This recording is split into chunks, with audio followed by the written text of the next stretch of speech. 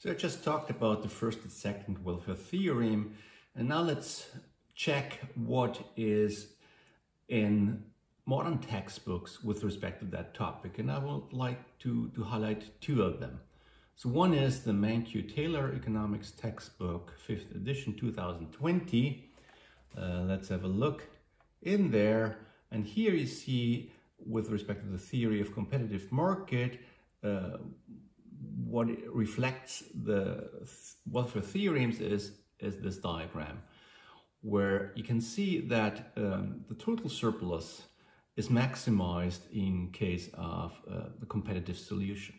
So you end up in equilibrium quantity where consumer surplus plus the producer surplus, so the total surplus is the sum of the consumer surplus and the producer surplus. This is maximized, right? That reminds you to your microeconomics basic course. So this is associated with the competitive equilibrium. And so there is no Pareto improvement possible in that case. So that's the best solution here, the competitive world.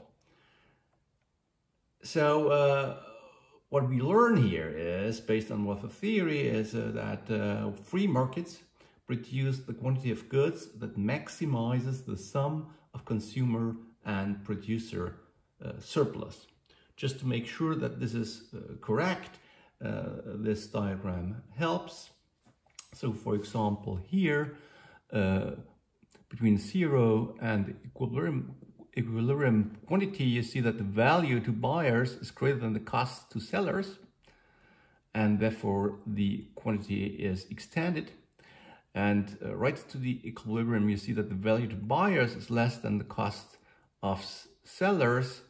So the equilibrium quantity, the quantity is reduced. So you end up here where marginal utility and marginal cost meet here in the intersection where the equilibrium quantity is. And that's, let's say, a visualization of the invisible hand. That's how the visible hand works.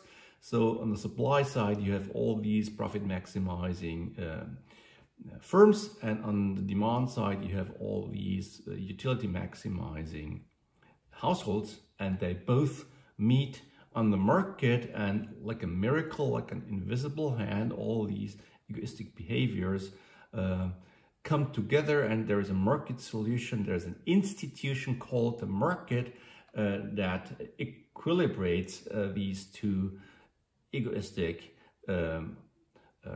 agents, the firms and the households.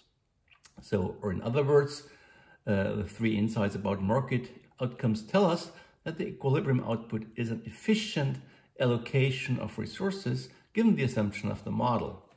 So that means in a world of scarce resources, and that's the world we're living in, the market is, given the assumptions of the model, the best economic institution we can have. And that's why economists often advocate free markets as a preferred way to organize economic activity. However, we are fully aware that there is market failure, and I was very explicit with respect to that. But so that's the kind of benchmark. Let me continue with the second undergraduate textbook. That's my favorite here. Acemoglu, Leibson, and List. And they have a chapter on the perfect competition and the invisible hand, which I highly recommend to read, not for the exam, but just for getting a modern approach to that topic with nice examples. And what I would highlight here in this lecture is, well, these authors in their preface write, well, first, we love economics.